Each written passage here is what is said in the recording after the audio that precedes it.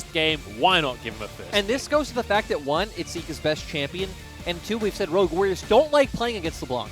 Ruby has not showed any champion that really fares well with it. Syndra obviously is a skill matchup that spanned out. LeBlanc has some pressure on both Zoe and Azir. They are both a bit of skill matchups in a sense, but definitely LeBlanc favored. The only other thing Ruby's played is Karma, and I guess you could pick Karma and LeBlanc. You have the shield to dissuade any all-in threat. You could just push her in with your Mantra Q, but definitely not a very proactive champion. You'd more be playing for Haro in that scenario. Yeah, and that's not really the way the Rogue Warriors typically play, so we'll see if they do go for more of a defensive pick. I'd like to see them try and play something still aggressive. I don't know if that's doable. Haro gets a Graves. I was going to say, now it does set up for that potential Karma, though. Because if you're going to pair Karma with a carry jungler, you have Graves, you have CC coming in from your AD carry position as well. Super different to what we've seen so far this series, but it is something he's played a ton of in the past. So we'll see how Haro's going to be able to fare on this Graves. Now we see the Volibear once again being locked in here in this series. Now we're finally got, like, Vici are getting full comfort. I guess we don't know necessarily with Ike's with Volibear, but... So, like, when we saw this earlier on in the series, it was Lian in the jungle, took the Volibear for that jungle role. We haven't seen Cube play the Volibear in the top lane, but we also haven't seen Ike's play a jungle. We haven't seen Ike's play since Volibear has been meta, though. That's true, so yeah. Could be something he's spamming quite a bit in solo queue, but iBoy and Zika getting on two of their best actually, both of their best champion, honestly. So now Rogue Warriors changing things up and putting Lei on a very defensive champion. The good thing when you see Braum with something like a Graves is obviously now you have double marks and you're very easily able to proc that Braum passive in teamfights. Yeah, the concussive blows can be so effective, especially at level 1. Like, this Freljord lane in the bottom lane has a ton of kill pressure, like a surprising amount of kill pressure. Ash incredibly good at level 1, so is Braum. Also, Braum is just great against compositions that want to run into you. And obviously, when you draft a LeBlanc, you have a Kalista, you have a Volibear, this comp wants to run at you. So Braum getting a ton of value in this draft. The thing they need to be afraid of is it opens up range supports for Hung, but Kalista plus range supports isn't something you see too often. We've seen it in the past with some things like Janna where you would like pull her out defensively rather than like throwing her in, but not something I'm really a big fan of. Yeah, it's not something I'd really expect to see from Hung either. Like, that's not really his style. He likes to go in or play these defensive picks like Tahm Kench, so we'll have to see what they end up going with. Tahm Kench, Kalista, not really that standard of a duo lane here. As now we move over to Rogue Warriors, they need to start to decide things for the solo lane. I expect him to go with mid. You probably see the Karma, something we keep talking about, right? This is a champion Ruby's played. It does well in their composition, and overall I like it.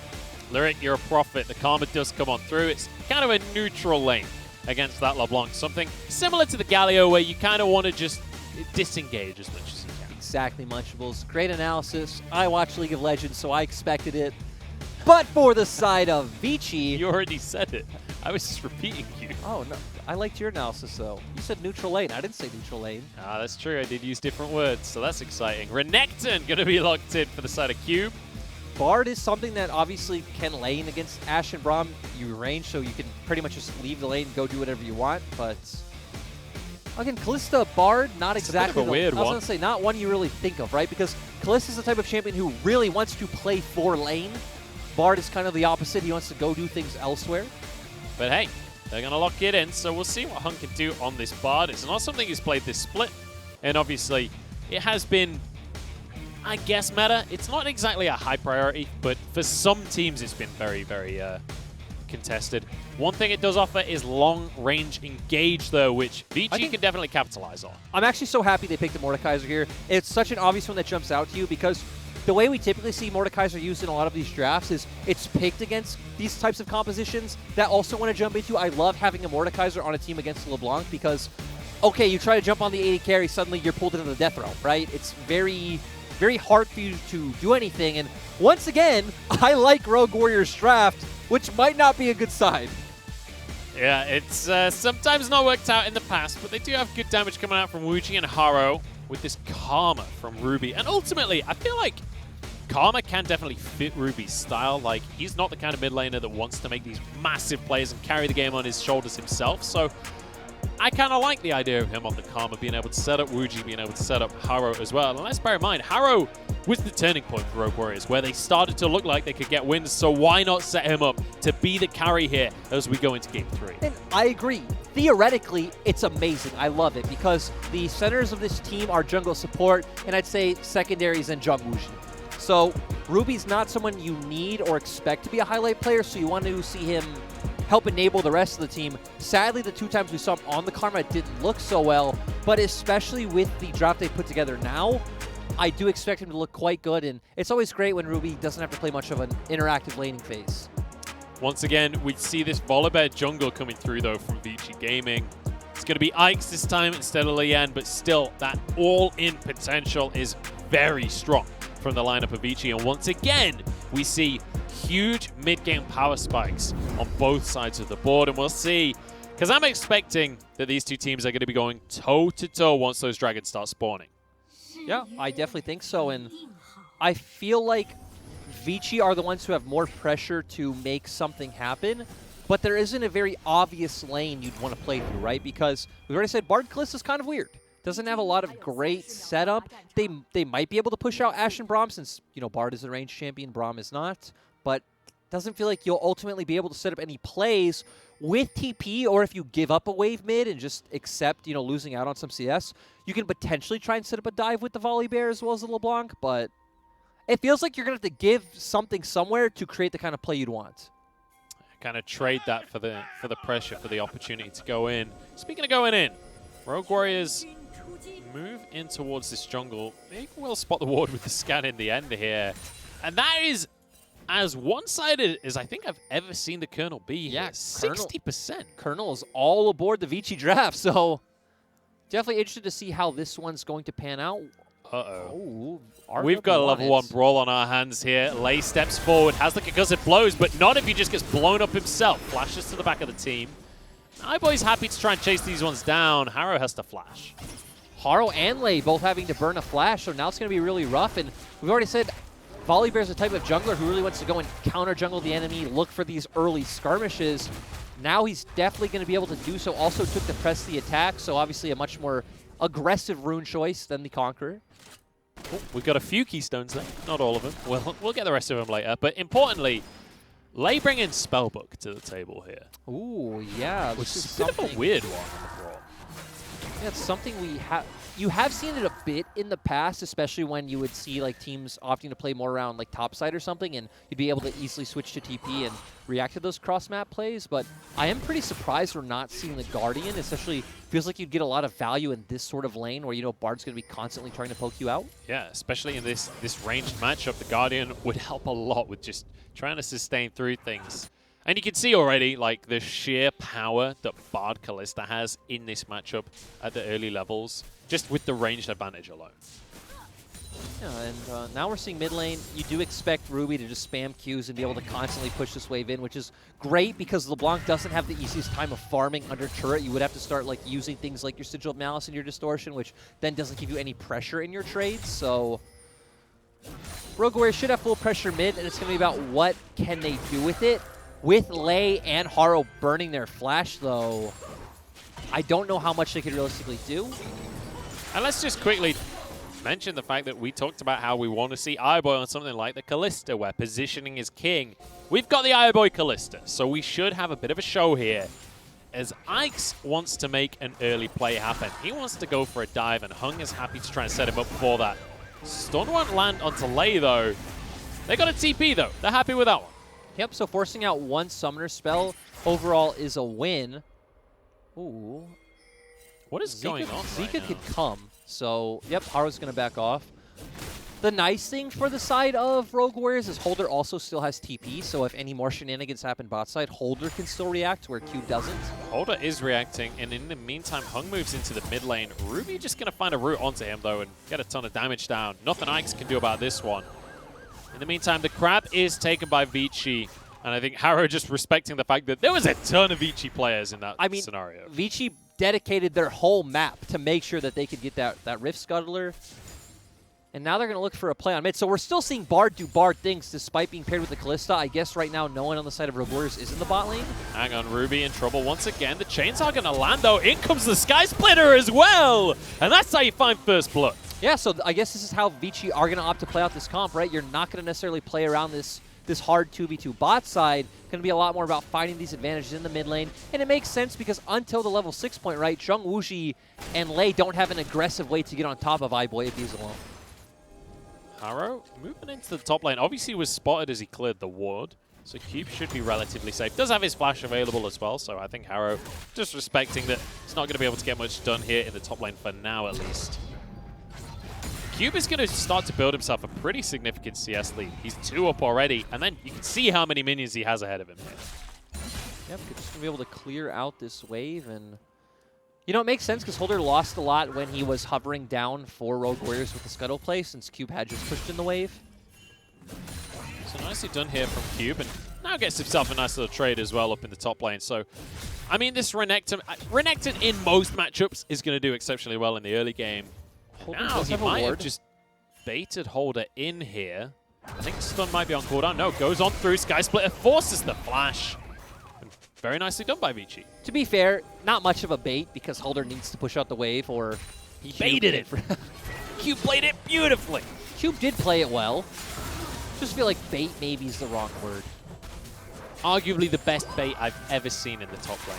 Oh, and Holder just going to go straight for a Seeker's arm guard rather than, you know, something like a Bramble Vest. So going straight towards, not necessarily that Zhonya's maybe just wanting to sit on the Seekers for a bit, but Rogue Warriors securing an early Dragon also going to be quite nice. I don't feel like Rogue Warriors are the team that need to accelerate anything. Once again, they could just kind of scale up. Graves is going to get really strong. All of you are going to get tankier, and Vici's comp is very burst reliant, so not going to have as much of an easy time bursting out once we hit the 1 and 2 item mark. And let's be honest, like when we think about Vici and the issues that they've had this split, a lot of it comes down to proactivity, right? They're not typically the team that's the best at just pulling the trigger and making a play happen. And I don't know, that was one of the things that Lien kind of brought to the team, was especially on this Volibear being the one to jump forwards and make the play happen. So I feel like there's actually quite a bit of pressure on Ike's this game to be the guy that is willing to pull the trigger and try and find advantages for Vici. And they have the comp that needs to do so, right? They have LeBlanc for Renekton. This is the sort of comp that needs to find these advantages. And we've already seen how it can work in 2 ways, right? They could either just try to have Hung move over toward the mid lane, but we see Lei going forward. iBoy could be in trouble. Hung as well, getting stacked up on the stun. You mentioned the AD carries. Hung flashes out to safety, and now a TP being channeled. Zika's pretty low as he comes in here. Needs to be careful. And nicely done there by Ruby to punish on the TP. In the meantime, we're going to 1v1 in the top lane as well as the Croc goes against the big metal man. Ooh. A nice flash from Cube to dodge away from the Obliterate. That means he wins the 1v1. And a shield weighted is a shield wasted. See you later, Holder. Yeah, overall that flash was just beautiful coming out from Cube, securing that 1v1 win. Nice play from Rogue Warriors trying to find on the opposite side of the map. Like you said, Ruby doing a great job of chunking out Zika so he wasn't able to follow up and find any sort of kills. And this is where it's going to be a lot harder for Hung to start moving around the map because Zheng Wuji's finally about to hit that level 6 point. So if iBoy is alone in this lane, now Rogue Warriors can start to punish. So we expect to see Vici play more for the spot side and try to help iBoy and Hung out. Yeah, iBoy does have himself a little bit of a CS lead to work with for now, at least. And you can see here, the Mantra Q coming on through, just combos him as he's going. If that tether had completed, he would have cancelled the TP as well. So really nicely played by Ruby. Yep, and Ruby just only needs to spam these Qs, clear out waves. Pretty much his only job, and wait for the rest of the members of his team to get strong. Wait for these skirmishes that are going to come out and really empower Harrow and Zheng Wuji to do their job. And it's interesting to see kind of, I guess, somewhat of a different style of Karma to when we think of teams like WE, teams like FPX. The way that they play Karma is kind of, they want to shove that wave out, roam, make plays in the early game. This is very much like a sit back, relax, get some farm, and wait for your team to scale up kind of Karma. Yep, definitely goes to the spirit of the draft, and it also fits the way Ruby just likes to play overall, right? When we keep saying he plays as Azir, he wants these types of champions that are going to do more later on. And overall, he's done a pretty good job of just keeping Zika in lane so that Vici don't have as many plays available to them on the map. Lei going to drop a control ward there, but obviously that's just going to be answered here. iBoy gets that one. And they still get a ward in the bush, so not the greatest trade there from Lei. It's not going to impact too much. He does have another control ward in his inventory and drops that in the tri-brush immediately. Ike's, in the meantime, finds himself a Rift Herald with basically no contest around the map. And I wonder where he's going to use it, right? Because there is no obvious... Like, this member needs to be strong to carry on the team. It feels like you really need all three of your laners firing on full cylinders if each are going to be the ones to come out with a win. So maybe we see them drop it for Cube and just try to snowball through the fact that Cube will be able to constantly roam since he can just push in that wave to inner turret. Or maybe, since we did say iBoy's on a roster with a bunch of young players, it's just going to go straight to him. It's like there's the conversation of, you know, get the Renekton big, get the LeBlanc big. Like, both of them are characters that if you get to the mid game and you're strong, you're going to look fantastic. But as you rightly say, iBoy is definitely a big voice within this team. And I think that there's a lot of wanting from the organization that iBoy is really the big factor on the squad. So it would not surprise me to see that given over to him in the bottom lane. And also Kalista is another one of these champions that does benefit in a massive way from goal. So that's why it's just not obvious, because all three of Vici's laners could use that pressure to influence the map or influence fights in certain ways. I would say that my preference would probably be Cube. I think having that top pressure could definitely help out a lot. He will still do quite well in the 1v1 inside lanes for a lot of the game, and since you're looking to play out through this early game anyway, it feels like it's probably the best way to go. Is it still worth it if he builds Black Cleaver, though? That's the big question, as he is definitely building that Black Cleaver, not the Blade of the Rune King. But we'll have to wait and see where they're going to drop this. As Ike's? I wasn't sure if he was going to try and force something there. Just going to try and get vision. We could be seeing a mid lane play here. Maybe just going to back away once more. Dragon spawning in 5 seconds. Yeah, I do typically say mid is the best one to drop it, especially if you're not playing through side lanes and the enemy team does have wave clear. But Vici do have the potential to play through side lanes with LeBlanc and Renekton, so... One of the nice things that Vici has going for them is Rogue Warriors are going to want to give those mid waves to the Graves. Hang on, we got a fight though. Face call used by iBoy to keep his support safe here. Now Lei could be the one in trouble. Knocked up, in goes the Volibear, and down goes Braum. Good way to start the fight, and Wuji is caught up here, Hung on the scene, but a flash from Wuji keeps him safe for now. That's a good amount of damage coming out of Harrow as well. Cube late to the play, and he's on the wrong side of the fight right now. And Rogue Warriors start to be the ones aggressing, but I think Vici get away with things. And at the same time, Munchables, going into a 3v4 when Zhang Wuji isn't there yet, looking at the items where Cube has a Black Cleaver, Holder has a Seeker's Arm Guard. Yeah. I don't think this is the sort of fight you want to take. I'm just kind of spitballing with that one, but... It's feeling pretty good right now for Vici Gaming as they grab themselves the Dragon. And what I was going to mention before as well is we're going to see the jungle CS difference will be very heavily in favor of Harrow after a few minutes, because a lot of these mid waves will be picked up by Harrow on the Graves. Karma happy to sacrifice them. But let's take another look at the fight. Yeah, we see all 4 members of Vici here. Oh, I was wrong, not 3v4. Rogue Warriors going in 2v4 to start things out with. Zhang Wuji not able to come in through that choke because the members could just turn onto him. So very easily able to kill out Lei, get the Bard ult coming in. And we saw Holder walking over, but he was so far behind in items, I don't think Rogue Warriors could have kept going. Yeah, I don't think they could either. Harrow going to clear the Herald, and as I just mentioned, takes another wave in the mid lane. So he's now 20 CS up in the jungle matchup. But when you look at the gold overall right now, it's all going the way of Vici. And when you look at that composition, this is exactly where they want to be. I feel like we've got somewhat of a role reversal when it comes to how these two teams usually play. It's kind of like Game 1, but backwards in the sense that Rogue Warriors even want to do a similar thing to how Vici wanted to play out Game 1. You want to just stack on top of each other as 5. If, let's say, LeBlanc jumps in, you have so many ways of dissuading her, whether it's tagging her with Braum Pass, deploying her into Death Realm, Karma's Mantra Shield. But, yeah, for Vici, they need to be the ones who are constantly going forward and forcing these kinds of advantages. I wonder if we're going to see a similar Baron bait strategy that we saw from Rogue Warriors in Game 1. I will say that Game number 1 was nowhere near as clear-cut as we made it seem when we were talking about the drafts, or how we expected it to go when we were talking about the drafts. It very much came down to just brawling with one another at the end of the day. And I'm kind of expecting that would be the same here. When you do have like middle, low-tier LPL teams playing against each other, it typically does just come down to brawling. Well, we've got a stun coming through onto the Bard. See you later, Hung. Now Ike's is going to be the one in trouble here. Forced to flash. A couple more autos will get the stun, and Harrow jumps on forward. One more, gets the stun. He's going to go down to the collateral damage, and it's a double over to Harrow. Yeah, and really nice flash coming out from Lei to get that passive down. Then Haro as well, and I guess even Ruby to make sure that Haro gets that speed boost to secure that kill. So Rogue Warriors staying in the game. Still about 2k gold down, but... Oh, Ruby almost finds a route there onto Zika in the mid lane, but they're just going to force this one out, get back onto the map, and try and see what they can do elsewhere. It's 2 minutes until the next dragon, but the Herald will be spawning in under a minute's time. Cube is still much stronger than Holder at this point. We can see him winning about 30 CS right now in the top lane, so Vici still should be the ones that have the pressure to look for this objective. I really want to see what Zhang Wuji's back is going to be if he has Blade of the Rune King yet, but this is just very reminiscent of Game 1. Hung getting caught out. We said this is going to be a lot about brawling. One thing I will say is in game number 1, we didn't see many ults land.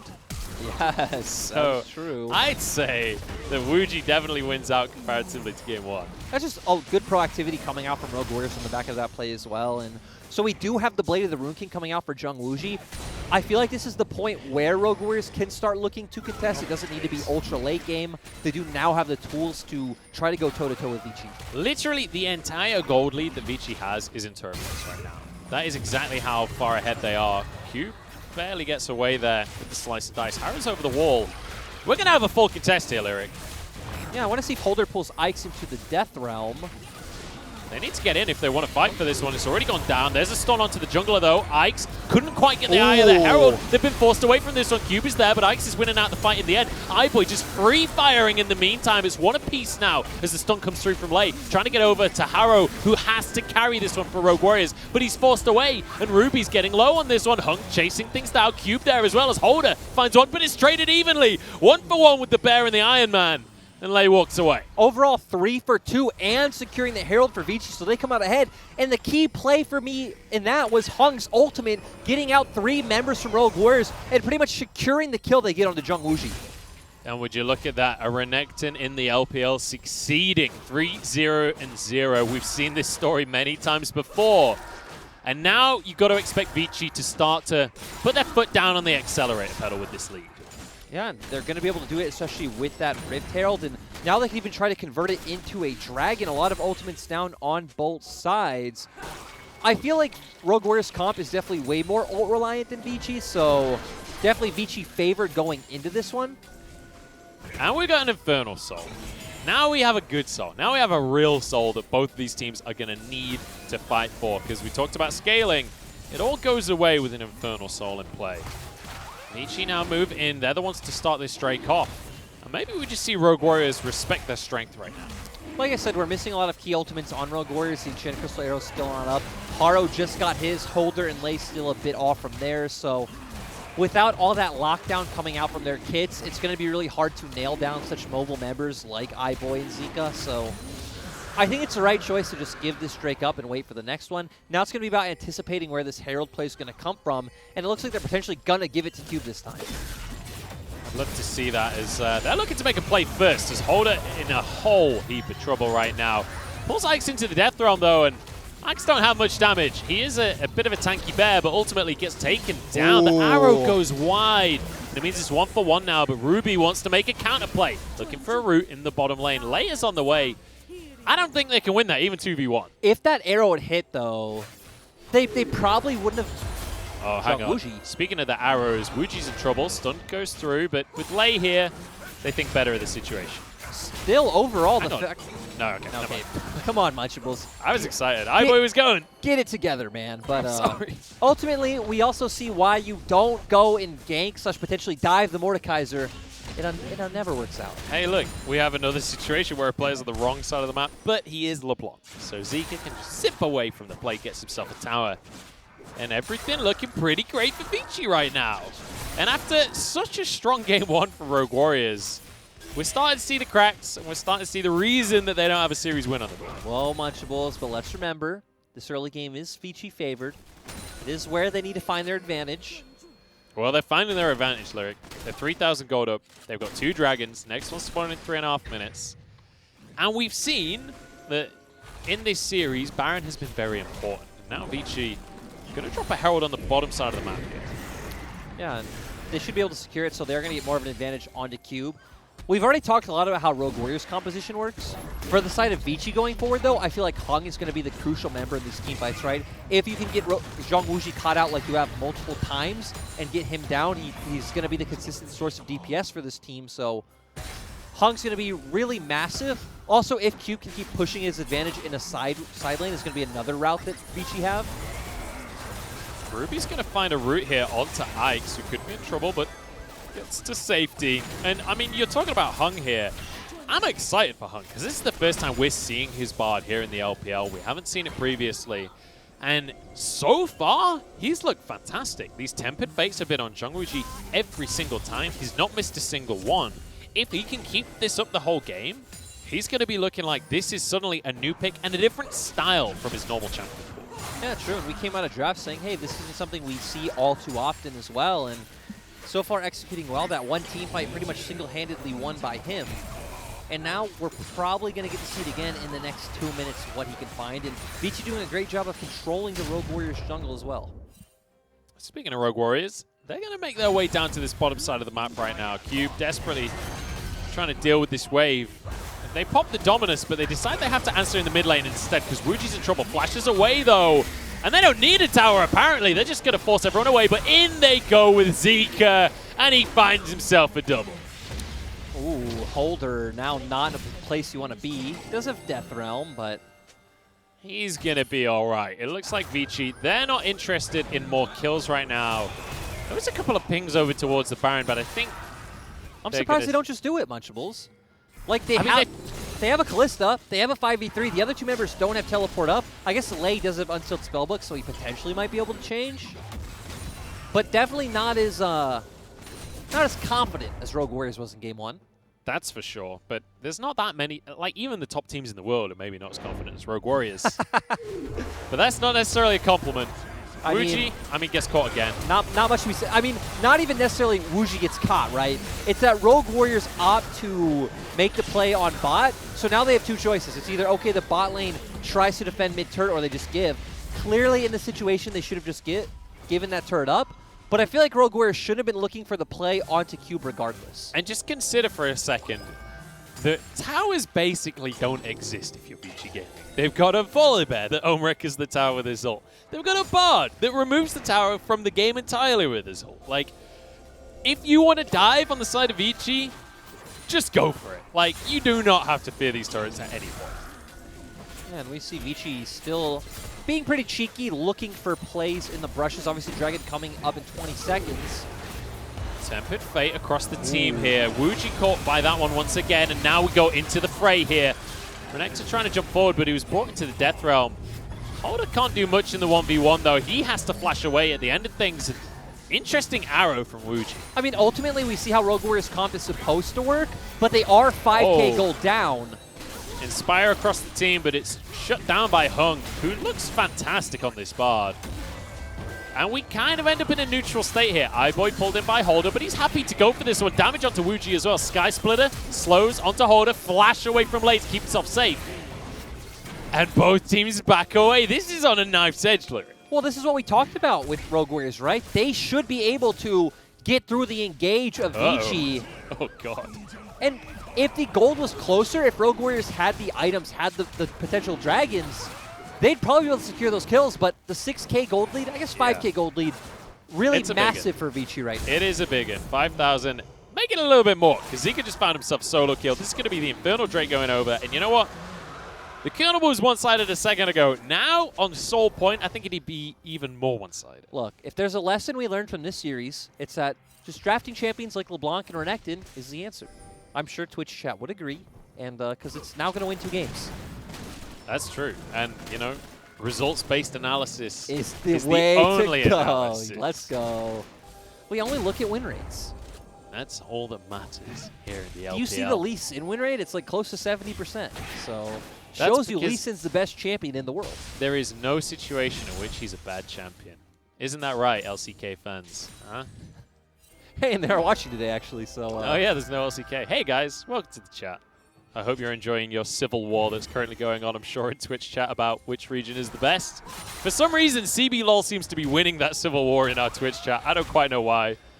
But shout out to the CBLOL fans that are spamming. thanks for repping me, boys. Baron's on the cards once again here for Vici. They've got 6,000 gold, 4 minutes till Soul, and there's another Tempered Fate. This time it's on to Ruby. The follow-up will be there, but the flash comes out, keeps Karma safe. But why are Rogue Warriors even competing for Vision when Haro was taking his Gromp and Holder was answering bot wave? Hang on, Zika goes in, damage onto Wuji, but he has to jump out once again. A lot of this feels like it needs to be on Holder getting a good Death Realm here. He's going to find a 1v1 with Cube, but that's not a fight that he wins. In the meantime, Arrow goes down. It's onto the volley bear, but he jumps away with his life.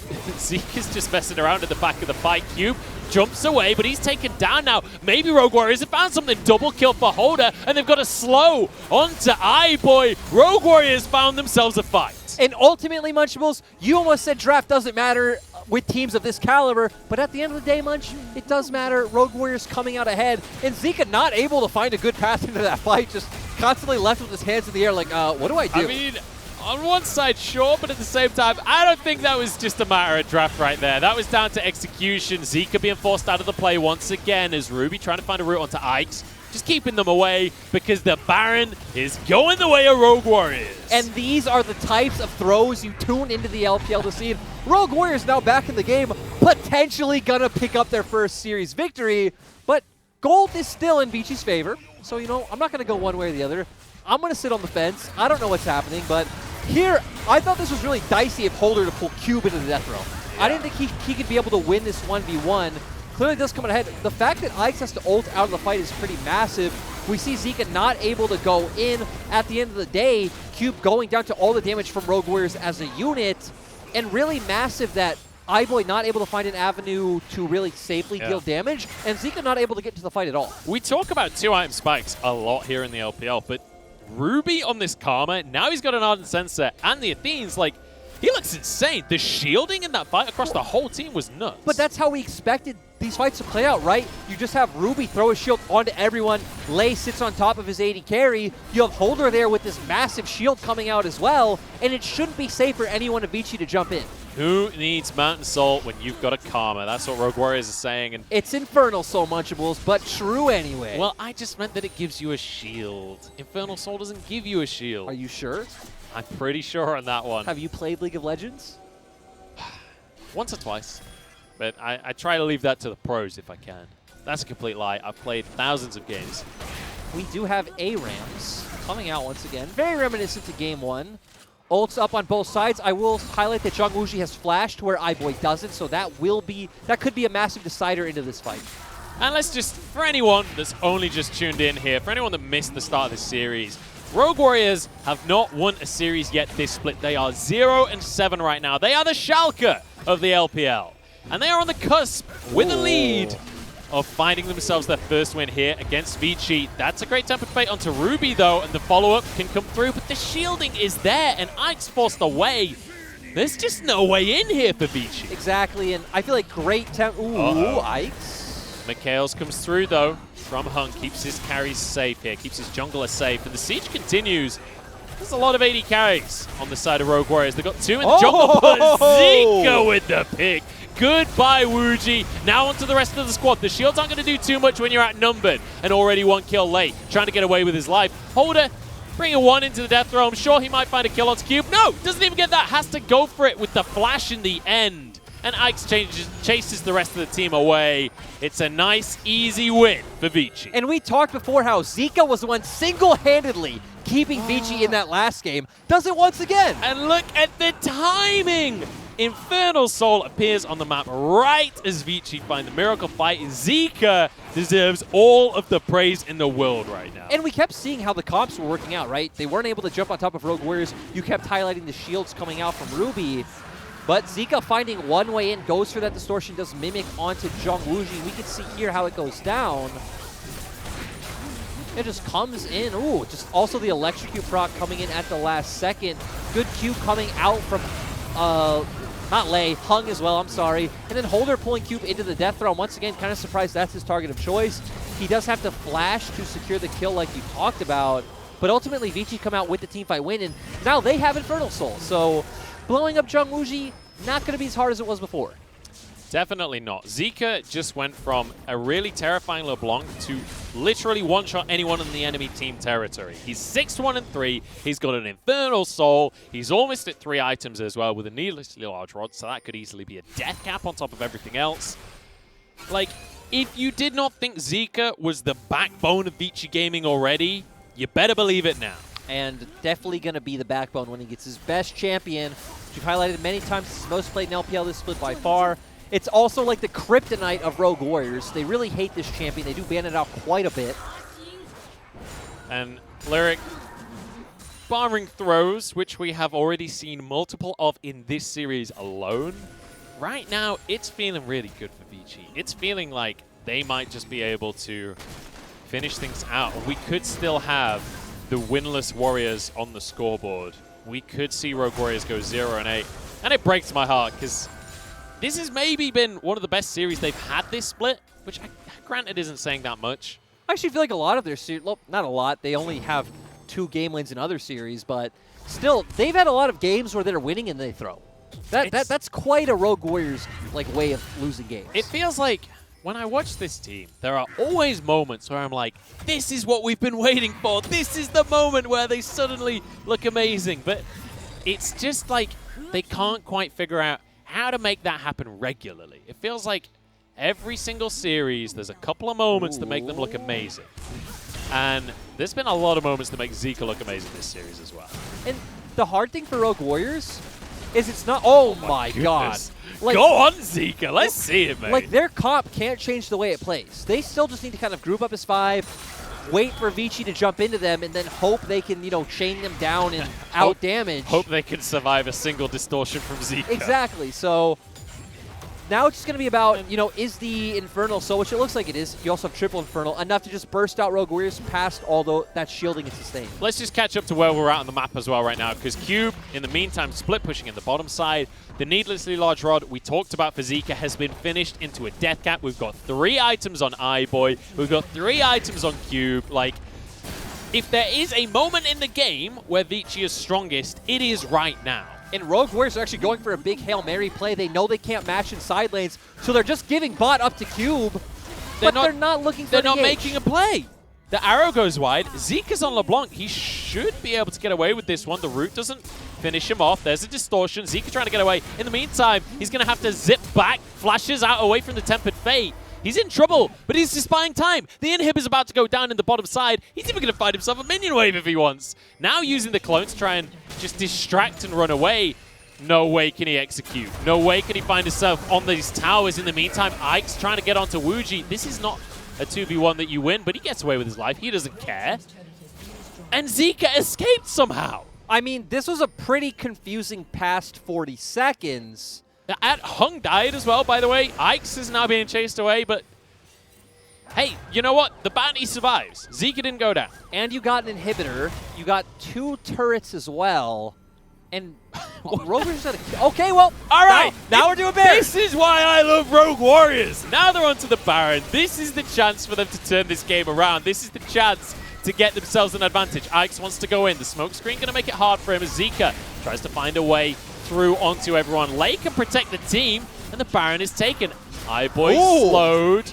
Crystal Arrow still on cooldown for another couple of seconds. Holder going to be rooted up by Zika. The follow-up is there if they want it. There's another Chains. Goes in. There's a Ruthless Predator. And Holder should go down here.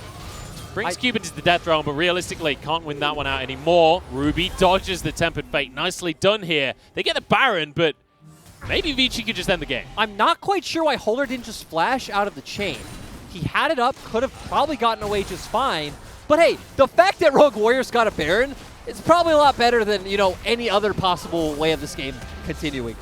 And Ruby can completely nullify the Q damage with his shield here, so Zika doesn't necessarily get to just one-shot people.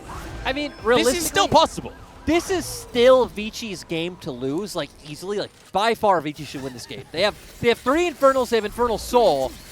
We saw how much damage even just 1 Q from iBoy did to Zhongwuji. It was like half of his HP. So... But here's the thing, Lyric. This is the Rogue Warriors we're talking about. This is Vici Gaming we're talking about. This is never going to be a clean cut. This team should win. We just saw Rogue Warriors find themselves a Baron against all odds right here. We just saw the craziest map play where Cube split pushes while Zika runs the entire team around the map. I mean, I have no idea what's going to happen. This is 10th versus 17th, so realistically, if there was a series for anything to happen, it is this series. Worth mentioning, though, Vici is 1 win away from 8th. And at that point, it's a top 8 team. But that's the beauty of the middle of the split, right? The middle of the table is always going to be exceptionally close. Vici now grouping up once again. They do still have Infernal Soul. And Elder Drake just spawned, Lyric. Yeah, if you're Vici, you can just be patient, kind of wait for your super minions to push in bot, make Holder go answer, have Holder commit a TP. And realistically, I would still expect Vici to be able to win fights with Infernal Soul, but maybe comp advantage could be enough for Rogue Warriors. We're not typically in this kind of position all too often. Oh, the Death Realm got denied. The animation started, but Zika got back in time for it not to finish off. Look at the shield on Holder there. It actually came out late, though. It came out after the Sigil of Malice came out from Zika. This guy split it down onto the team. Zika really wants to get in. Wuji's in trouble. Exactly. We need to keep our eyes on to Zhong Wuji. Stay away from that wall, mate. That is not the place you want to be. But Zika spotted out on a ward. But much, look at bot lane for Rogue Warriors. Super minions are in their base right now. And Zika can just keep on prodding, keep on pushing on forwards. Holder has to recall to deal with these minions. They've only got 1 Nexus tower, and there are supers attacking right now. Late, taken to barely any HP. In the meantime, by the way, iBoy's already started this dragon. He's going to be able to just secure this Elder Drake. Rogue Warriors kept at arm's length by Hung. There's an arrow onto the support, but they're just looking for Elder. They're not looking for the fight. Now with Elder, now they can turn things. Teleport came on through, but iBoy started things off, throws Hung into the mix. And now in goes the Renekton, in goes the damage, and down go Rogue Warriors. I don't think they've got what it takes right here. Cube getting onto the backline, but Wuji's still alive somehow here. It doesn't matter. iBoy gets to dance around everyone. With an Elder buff, there is no winning against this squad. Zika finishes off Wuji. And Holder, he just wants a consolation prize, but he's not going to find it. TP comes through from Cube. And Vici Gaming have done it. And overall, Zika being the MVP of the series, playing so well. You cannot let this man get this LeBlanc. Zika played insane this series, 18-12, and they've done it in the end. Vici are now 4-3. They are positive in the standings. And Rogue Warriors continue their winless streak. Overall, though, this is exactly how you'd expect a Rogue Warriors series to go, right? Oh, yeah. We see one game where it's like decently convincing. We see another game where they have the advantage and are able to win, but ultimately get completely shut out. And then this game where they outdraft, and Vici just execute way better than they did. That they did. Vici looking great. iBoy looking good. But most importantly, Zika